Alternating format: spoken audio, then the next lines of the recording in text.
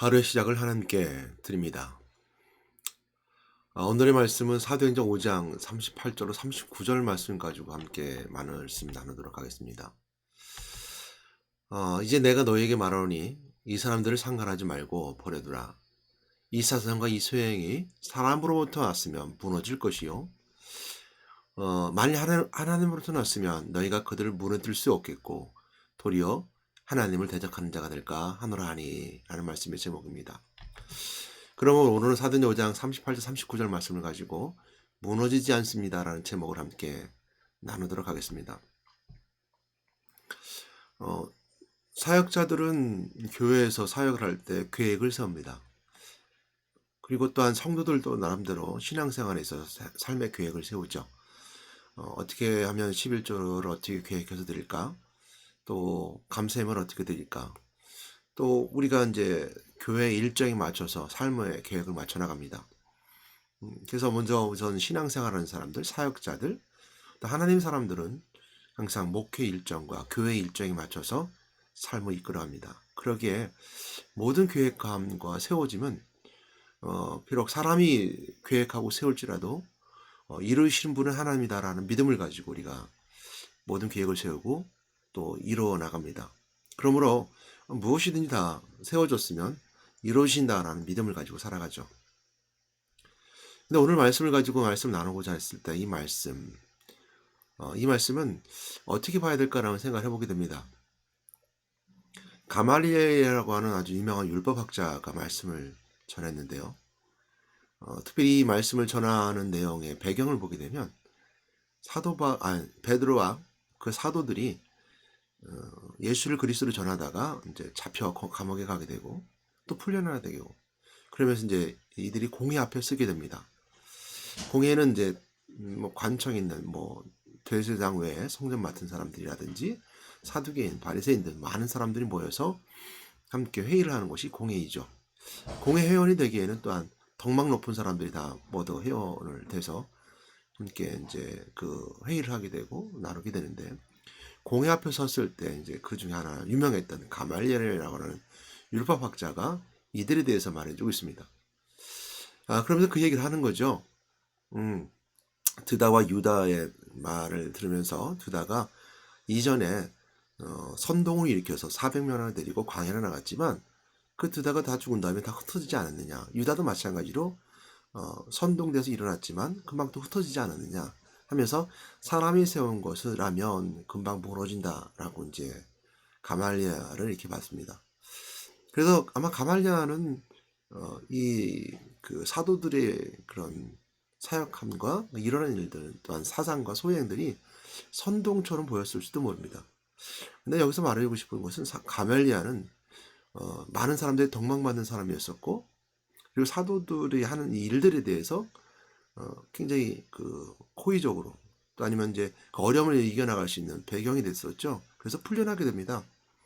그걸 풀려주면서도 이제 예수를 그리스도로 말하지 말라고 풀어지게 되고 이 사도들은 모여서 우리가 하나님께 순종하는 것이 마땅하다 하면서 그들 날마다 모여서 예수가 그리스도임을 전파했다라고 성경은 우리에게 기록해주고 있죠. 그랬을 때 가말리아는 이 제자들을 이 사도들을 도와준 사람이 됩니다. 저도 간혹 이런 분들을 보게 됩니다.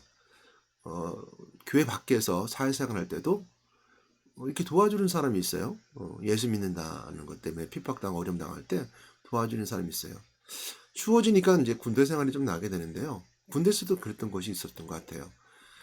군대는 눈이 오게 되면 눈을 치우게 되고 제 군 생활할 때는 자기가 맡은 섹터가 있어요. 그러니까 그 부대 소대가 맡은 섹터가 있어요. 눈이 오게 되면 거의 섹터가 맡은 걸 감당해야 하기 때문에 소대원들이 빠질 수가 없습니다. 근데 토요일 날 눈이 한방 눈이 왔어요. 제가 뭐 일병 되기 전에 2등병 될 거예요. 그리고 주일날 아침에는 눈을 치워야 되는 상황입니다. 근데 이제 오히려 예수 믿는 사람들은 교회 가지 말고 그리고 우리 눈 치워야 된다라고 이제 강압적으로 이제 고참들을 얘기했고, 근데 그 중에서도 예수를 안 믿는 이제 고참이었는데 저 박이병은 신학생이고 교회를 가야 되기 때문에 빼주자 이렇게 얘기를 해서 고참이 그러니까 또 거의 뭐 최고참이 그러니까 교회를 갔다 올 수 있었어요. 물론 이제 육신은 편했어요. 돈을 치우지 않지만. 근데 생각해 보게 되면, 지금 이렇게 생각해 보게 되면, 내가 신앙생활 할 수 있게끔, 또한 군생활에서 어떻게든 신앙생활 잘 이끌어 갈 수 있게끔 하나님은 이처럼 도와주는 사람들을 보내주는구나 라는 생각을 했어요. 계획하고 성령 인도받고 이렇게 해나가면 세상에 있는 사람들을 이제 도와준다라는 생각합니다. 물론 이제 구약에 보게 되면 그런 경우가 많았죠. 하나님은 바벨론을 통해서 유다를, 또한 북이스라엘을, 또한 그 외 여러 주변 국가들을 통해서 그들을 이제 교육하고 훈련시킬 때 사용하기도 하셨던 것으로 알게 됩니다. 이런 거 보면 세상 사람들을 통해서 이렇게 훈련시키기도 하고 도와주는 것을 보게 되죠. 이런 것을 봤을 때 오늘 이제 사람이 세웠을지라면 무너질 것이고 하나님이 세웠다면 무너뜨릴 수 없을 것이다 라는 말씀을 가지고 우리 볼 수 있는 이 메시지는요, 신앙인이 할 수 있는 메시지는 아닙니다. 다른 말로 말하면 신앙인들은 항상 믿음으로 세워져요. 그래서 무너지지 않을 거라는 믿음을 가지고 살아가는 겁니다. 그래서 사람이 세운다 생각하지 않습니다. 근데 이 메시지가 우리가 주시는 의미는 뭐냐면, 증거하고 증명할 때, 하나님 것과 세상 것들을 증명할 때, 또 이처럼 세상에 덕망 있는 사람이 교회와 그렇지 않은 것, 또 영성과 또 그렇지 않은 것에 대해서 비교해 줄 때, 그 비교를 통해서 뭔가 가치성을 드러나게 될 때는 이 메시지가 맞는 것 같아요. 사람이 세웠다면 무너질 것이요, 그러나 하나님이 세웠다 그러면 무너뜨릴 수 없을 것이다. 또한 그것은 하나님이 대적하는 것이 될 것이다 라고 하고 할 때 하는 것이죠. 그래서 예수를 그리스도 믿는 사람이 하는 이런 고백은 아니고요, 분명하게 그렇지 않은 세상 사람들이 할 때, 아니면 그와 복음 가는 사람들이 할 때 하는 고백일 것 같습니다. 그런 것들을 비교해 볼 때 저는 그 전에 이제 고 이어령 박사가 썼던 지성에서 영성이라는 책을 한번 생각해 보게 됩니다. 지성에서 영성이란 말은 신앙인이 갖는 요소는 아니에요. 다른 말을 말하면 우리가 말을 바꾼다면 영성에서 지성으로 이라는 것이 우리가 신앙의 고백이 되어야 됩니다. 이제 무슨 얘기인지 이해하실 거라 봅니다. 예수를 그리스도를 믿는 믿음의 자녀로서 하나님의 영성을 가지고 지성을 향해 간다는 것.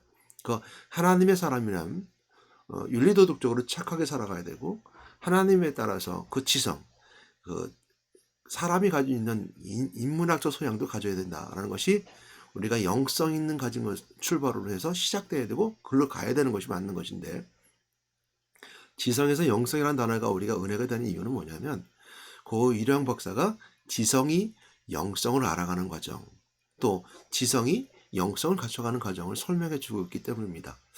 그 책을 뭐 자세하게 다 처음부터 끝까지 이렇게 읽긴 읽었지만 제가 자세하게 읽어서 뭔가 연구를 한 것은 아닙니다. 그러나 그 책을 읽을 때 그런 생각이 들었었습니다. 고 이어령 박사가 자기가 가지고 있는 지성을 가지고 영성으로 들어가는 관문처럼 잘 들어가서 하나님을 발견하는 과정을 설명해 주고 있구나. 다른 말로 말하면 신앙 고백서인데 본인이 가지고 있는 지성을 가지고 그 하나님 만나는 과정을 설명해 주고 있구나라는 생각을 그때 읽으면서 했던 것 같아요. 그런 의미에 봤을 때 그 단어가 맞는 것 같아요. 똑같은 말입니다. 지성에서 영성이라는 단어가 아니라 믿음의 사람들은 영성에서 지성으로, 또 마찬가지로 사람이 세울지라도 무너지지 않는다. 사람이 세우면 무너질지라도 하나님이 세우면 무너뜨릴 수 없다라는 말도 마찬가지로 우리는 사람이 세운 것을 생각하면 안 됩니다. 하나님이 인도하시고 계획하심 속에 우리는 세워서 사역하가 나가는 것이고, 또 세상에서 우리가 신앙으로 세워져 세상을 향해 나가는 것이기 때문에 우리는 무너진다는 생각을 할 수 없습니다. 그는 믿음이 확실해서 벗어나는 길이기 때문이죠. 제가 지금 이제 하루의 시작을 함께 드립니다라는 메시지를 하면서 또 한편으로 무엇을 하고 있냐면, 사도행전 2장 47절 말씀을 가지고 행위사치라는 제목으로 함께 청년들과 함께 메시지를 해나가고 있습니다. 그래서 청년들과 함께 영상을 만들어가고 또 함께 하는데, 지금 이제 찬양을 하는 우리 실용음악 하는 김혜진 청년과 또 저를 도와서 함께하는 이제 김보미 전사, 또 반주를 맡고 있는 김보선 청년, 또 이제 PPT와 이제 영상을 그 녹화를 감당하는 유정미 청년과 함께 행위사칠이라는 것을 이제 준비하고 있습니다. 그리고 저희 교회 청년들이 이제 또 이제 12월 달 2023년부터는 전제 참여해서 함께 찬양하는 것을 실시간으로 녹화하고 실시간으로 방송할 거라는 걸 계획하고 있습니다. 사실 우리가 하지 않은 일이고 목회자가 할 수 있는 일들은 아니기 때문에 전문가들이 필요합니다. 그리고 찬양 사역자들이 많이 필요하고요. 그래서 우리의 찬양은 성도들이 함께하는 찬양이 아니라 세상을 향해 있었으면 좋겠다. 그래서 온라인상으로 세상의 전도자의 마음으로, 선교자의 마음으로 온라인 선교를 통해서 하는 것으로 세상 밖에 있는 친구들에게 복음 찬양을 전해주고, 그들을 또한 그 실시간을 초청해서 우리가 온라인상에서 상담도 해주고 또한 복음도 전하고 이런 것을 했으면 좋겠다라는 계획을 세웠습니다. 근데 제가 할 수 있는 사역이 아니, 제가 전문가를 하는 것이 아니니까 많이 서툰 것도 있고 조금 힘들다라고 생각하는 것도 있습니다. 근데 이게 자꾸 안 된다고 생각하면 무너지는 거예요. 이건 사람의 생각이죠.